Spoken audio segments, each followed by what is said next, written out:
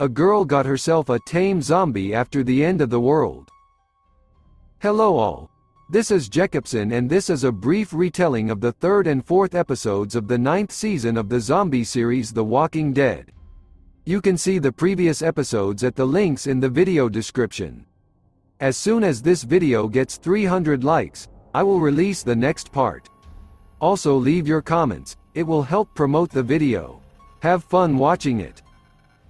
In the field, a group of walkers devour Justin's body. The walker walks away when he comes to life and walks past a building labeled Last Warnings. The next morning, Rick wakes up and kisses Michonne.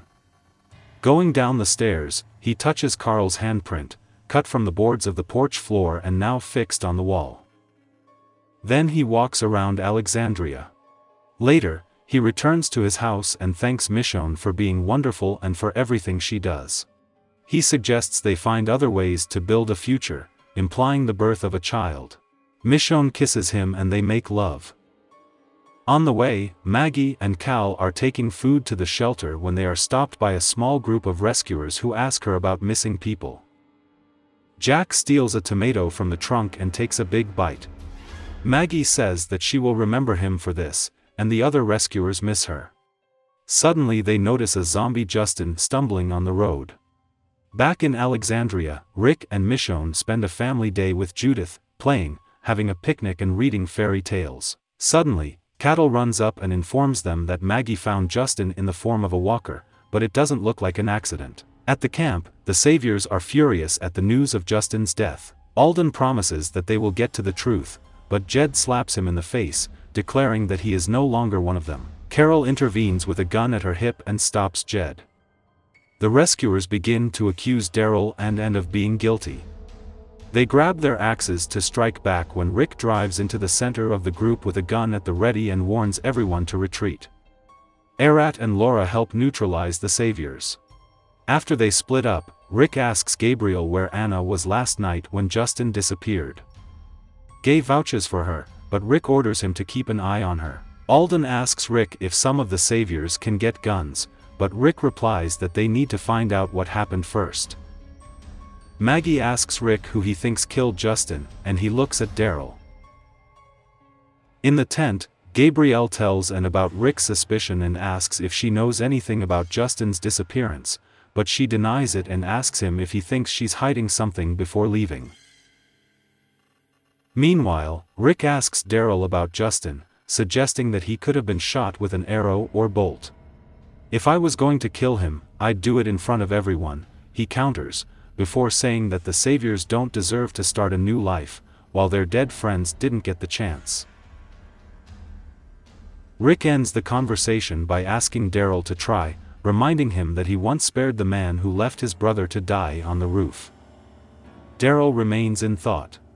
In the woods, Maggie and Cindy head to an abandoned house with a noisy roof that has attracted a small group of walkers. Maggie distracts them while Cindy investigates. Another group of walkers breaks out of the broken front door, and Maggie runs there to kill them. Cindy was almost bitten until Rick, Daryl and Rosita rescued her. They check Beatrice on the radio, but do not get an answer, so they try to find her and find her unconscious in the woods. When she comes to, she tells them that she was attacked from behind and that Arad is missing. Later, at the camp, Rick asks his team to find Arada before the rescuers find out and leave, delaying the construction of the bridge. In the woods, Rick and Carol are looking for Tarada. He says that he is constantly tempted to kill Negan, but stops himself, reminding himself that you need to build a life, not take it away. Elsewhere, Maggie confesses to Daryl that what Rick is doing is right for the future. They find a walker with a bolt in his body, and Daryl says I know who took Rad. At night, she returns to the dump and finds a hidden walkie-talkie. She communicates by radio with an unknown man from the helicopter. He asks her if she has A or B, she asks for a $5 and declares that she has paid her dues, but the man says that in order for their deal to take place, she needs a $5, and she promises them it tomorrow.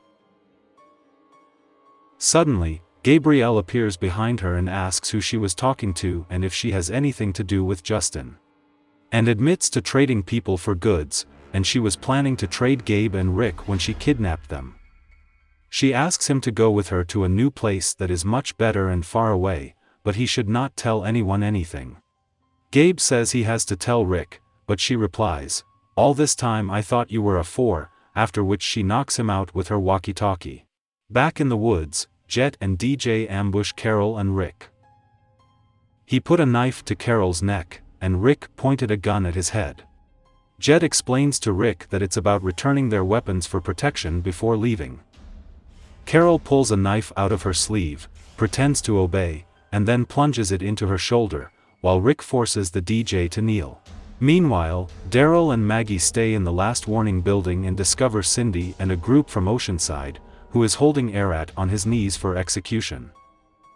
Cindy emotionally tells that this is their former settlement, and remembers how Erat and the Saviors destroyed her people. Justin killed Beatrice's husband, and Rad killed Cindy's brother without mercy. Cindy says they obeyed Rick's rules because they thought they had to, until Maggie executed Gregory by showing them the way. From that moment on, they kill the Saviors responsible for the destruction of Oceanside. Erat starts crying, claiming that she had no choice, but Cindy reminds her how she smiled when she killed her brother. Erat begs Daryl and Maggie to help her, but they leave, and Cindy spears her in the back of the head. The next morning, the rescuers leave the camp. On the way, Maggie tells Daryl that they gave Rick's way a chance, but it's time to meet up with Negan. In Alexandria, Michonne spends her days doing various errands around the house, and at night goes to kill walkers in the woods. One night she finds a walker hanging from a tree, which shocks her. She bursts into tears. Another walker attacks her, but she kills him with a baseball bat. She looks at the bloody bat with horror, remembering Negan and his actions. At the hilltop, Maggie keeps Herschel and then gives him to the babysitter. Later, she grabs a backpack and secretly puts a crowbar in it, planning to go to Alexandria to deal with Negan. Jesus tries to convince her not to go, but she instructs him to look after the hilltop while she is away. At the camp, Eugene informs Rick about the state of the rising river in connection with the construction of the bridge. He apologizes for the bad news, but Rick reminds him how valuable he is to them, which makes him smile. Inside the main tent, Carol tells Rick that she is taking her people back to the kingdom while the asylum decides who they want to be. He accepts her decision with tears in his eyes and looks down with sadness. Jerry stays to warn Rick about Maggie's trip to Alexandria. He immediately radioed Rachel to warn his people not to let Maggie into the community, but Rachel picks up a magazine and ignores the request. Daryl overhears Rick and tells him that he will take him to Alexandria himself.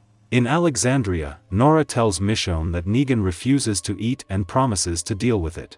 On the road, Daryl drives past a bend, and Rick angrily tells him to stop. Rick asks what he's doing, and Daryl reveals that he messed up the relay so Maggie would be allowed into Alexandria to kill Negan. Rick tries to use the walkie-talkie, but Daryl knocks it out of his hands, and they fight until they roll into a huge pit. Back in Alexandria, Michonne brings Negan food, and he says he will only eat if she stays to talk to him.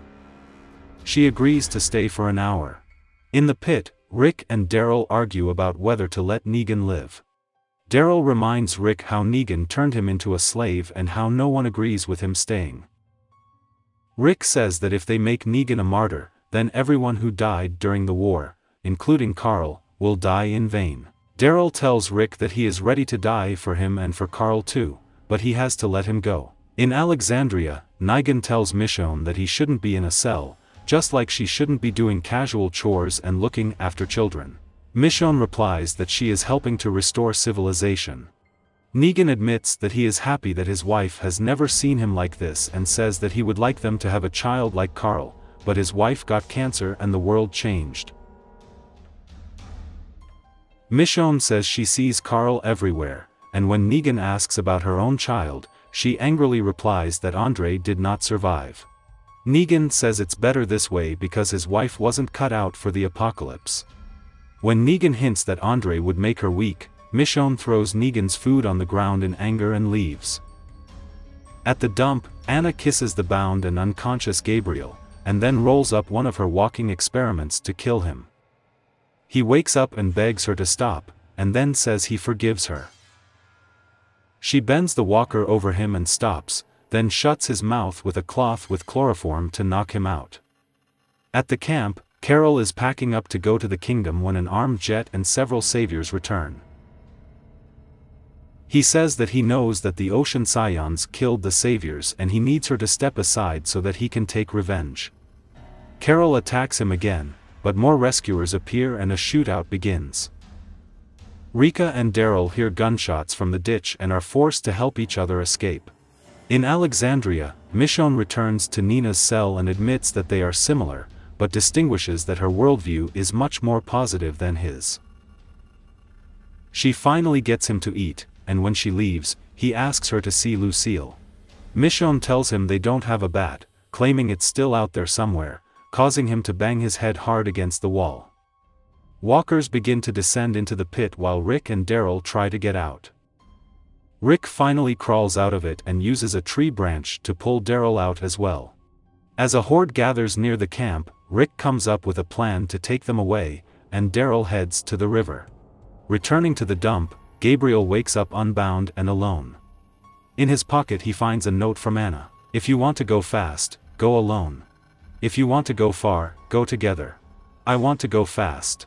He breaks down in tears. At their house, Michonne is reading to Judith about baseball, and she is bothered by the image of the bat. On the way to Alexandria, Maggie notices several walkers killed by Michonne. Elsewhere, as Rick leads the horde away, another horde blocks his path. Rick's horse panics and throws him into a pile of concrete rubble. He falls heavily on the stove, and a piece of rebar pierces his side. Rick screams in pain, but loses consciousness when the walkers approach him.